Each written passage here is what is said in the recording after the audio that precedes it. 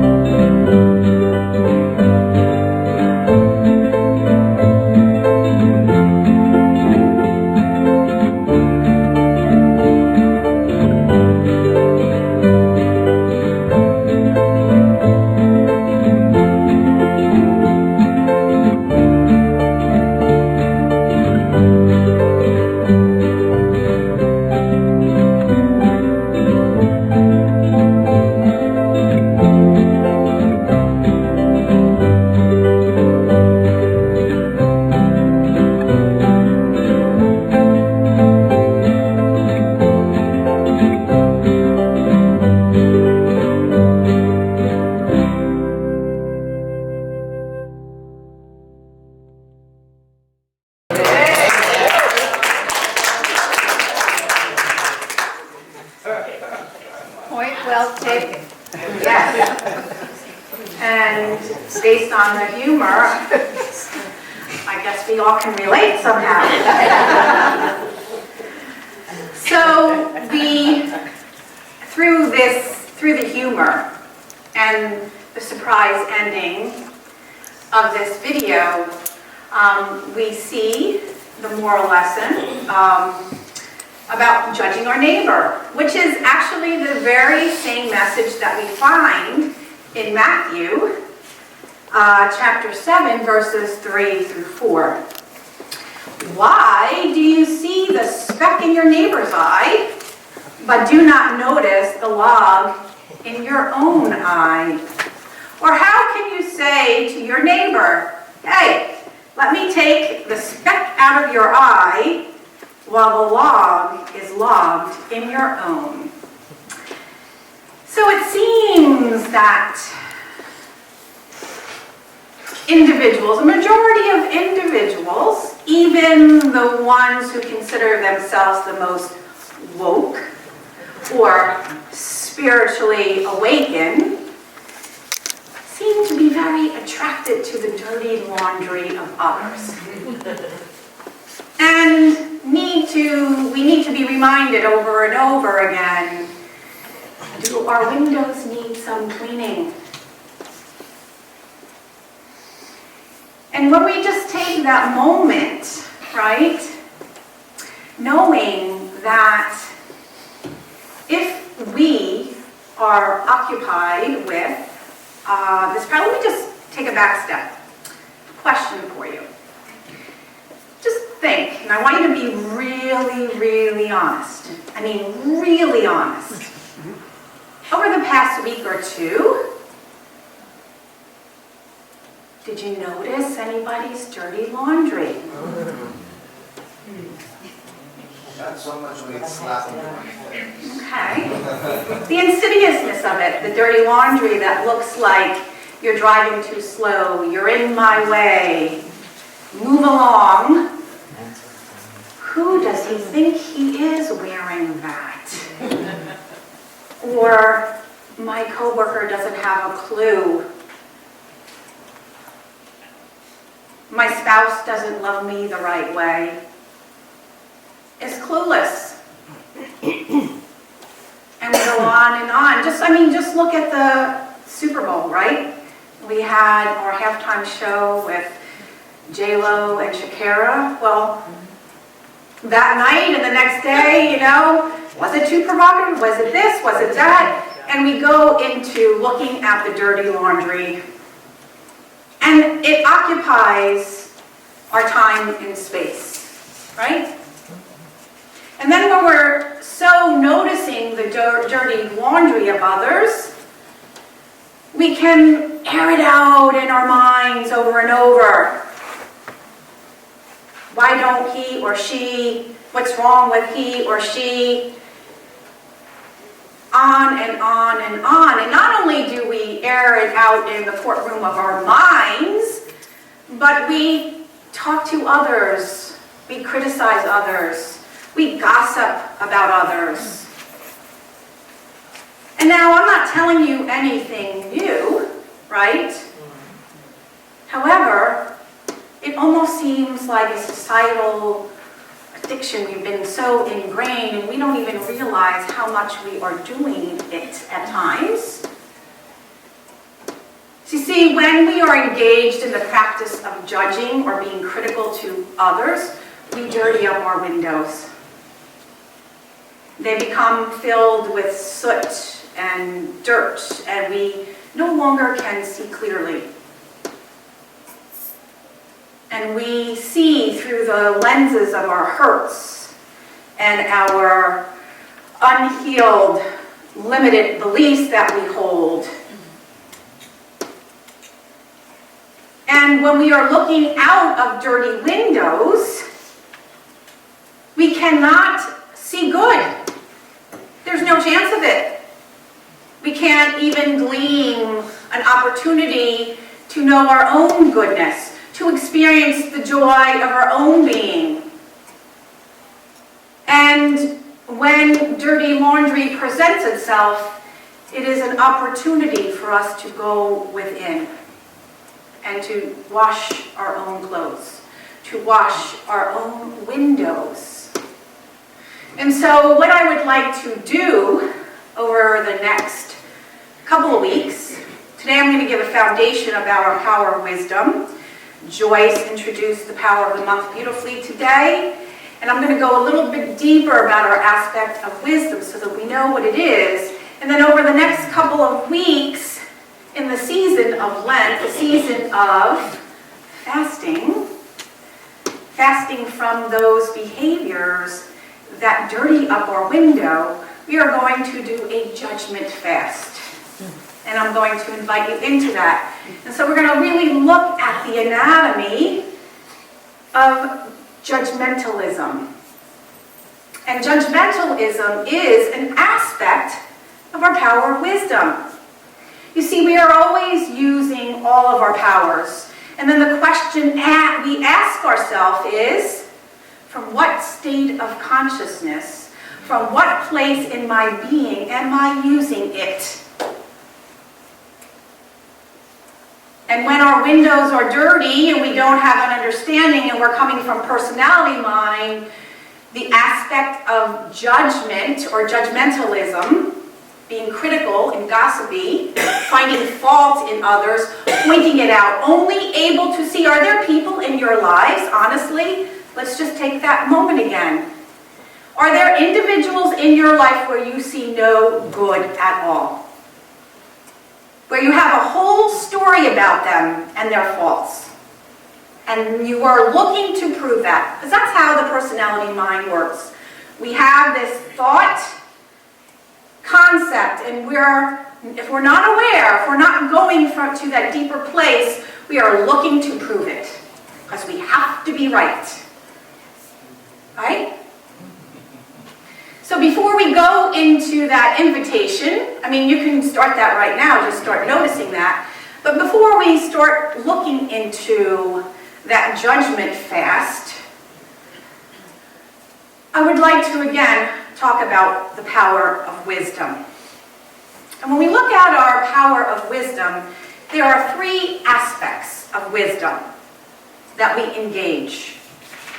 It is evaluation, it is spiritual discernment, and it is intuition, to intuit, to lean into it from gut instincts and more. So let's take the first aspect, evaluation. We're always assessing things. Now how our minds work, we're always trying to make things fit, right? Where does it belong? Where does it not belong? So when we're engaging in evaluation, it is the mental act of assessing information we have in order to come up with a conclusion, right? Or support the conclusions, I should say, we already have. And it is also the process where we look at the choices, the options, and we assess. We assess so that we can figure out, we do the pros and cons list, right? What do I know? What do I not know? What is the most advantageous if I make this choice, and what is the disadvantages? We're all familiar with that, right? But I want to show you again what I mean. It depends on from what place in consciousness we use the mental act of evaluation. Here are the facts. Gathering information. We do it all the time. My partner got up, is going to the gym, and she's wearing jewelry, perfume, and makeup. Just the facts, man. Okay? From a lower or unhealed state of consciousness or personality, if I've had an experience of betrayal, my wife is going to the gym to look for somebody. She wants to have an affair. I wonder if she has a boyfriend at the gym. From an elevated space, now again, if we go deeper into discernment, if our intuition says something's up, that's a whole other story, but we don't stop right there, right? From a higher place of non-detachment, right? We are, as Michael Singer, the author of The Untethered Soul, would say, we stand in the awe of the moment and whatever is before us. And I'm noticing the beauty of this moment, the beauty of you, the beauty of the divine idea of jewelry and perfume. And I don't really care where you're going because I'm in awe of you right where you are. But what happens, our evaluation gets cluttered when we cannot see clearly, right? We have our own dirty laundry, or we're focused on others' dirty laundry. And when we engage in evaluation, it is a powerful way for us to become clear. We have the roommate, the chatter, we're faced with a choice or decision, we don't know which way to turn. And sometimes when we start doing that evaluation, that mental act, it helps us to become clear. And it helps us to figure out what feeds our spirit and what saps our spirit. But we must not stop there at evaluation. We're then asked to step into the process of spiritual discernment. Now, spiritual discernment asks us to move past the facts, appearances. And it asks questions such as this. How, as this situation presents itself, how do I stay engaged in living my core values? How do I stay engaged in living the spiritual principles that are what I profess and know? And it asks the question that despite appearances, what of my divine nature is being called forth for me to express? And it says, despite appearances, how I may serve this moment. Notice that spiritual discernment doesn't say, what's in it for me? What will I get out of it? What will others think or say about me?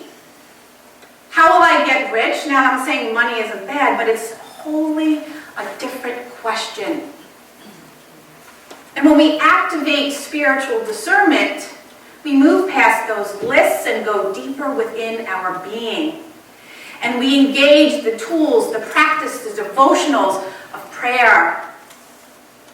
I release all fears that stand in the way of making this choice right here. They are powerless over me. And I know that I will choose what is for my highest calling in here. Totally different thing to assess and to go into. And Carolyn Mays even asks us to go deeper. So I just want you to just close your eyes for a moment. Think of some choice that you have. Something that is frightening you.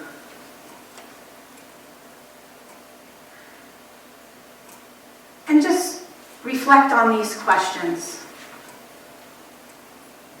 What wisdom is hidden in this?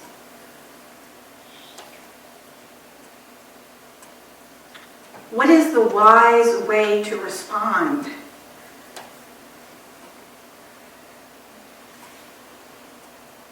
And what changes are happening that are necessary?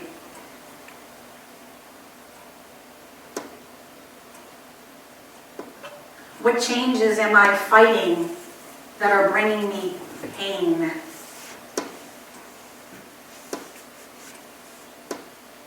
And if I am in pain, am I taking something personally that has nothing to do with me? Am I blaming someone for something that would have happened anyway? And let me see beyond the chaos expressing in our nation and in dis-ease.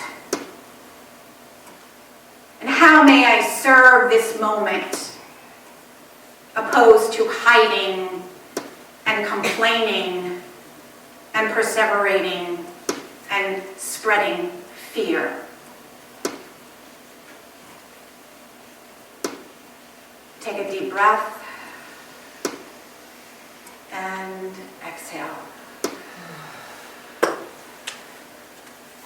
You can see the difference from the discernment than the everyday lists of facts, right?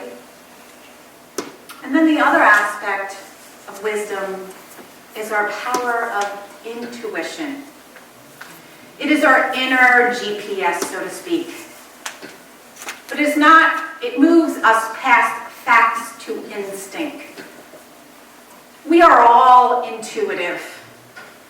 We stand in the way. We don't sometimes hear it because the chatter of the roommate is so loud, but we are all wired to be intuitive. We all have the power of intuition. It is that gut feeling. It is a voice that we hear in our head or a message that comes clearly when we least expect it. It may be an image. Everything speaks to us. One day when I was still teaching, I was on my way to work. It was early in the morning, and as I was driving the usual route that I would take, it was raining. I was running a little late, so I might have been going a bit too fast. And all of a sudden, I see this image of a car crash. It wasn't before me, it was a vision, a visualization, something I saw inside my mind. And I was like, oh, and I heard, slow down. Very calm, very gentle. So I slowed down. and only a couple of miles ahead of me, there was a car crash, right? We've all had them in different ways. You know, you should call so-and-so, and then you do, and they're like, oh my God, you called at the right time. I really could use your support right now. Right? We've all had them, the voice and that knowing. So,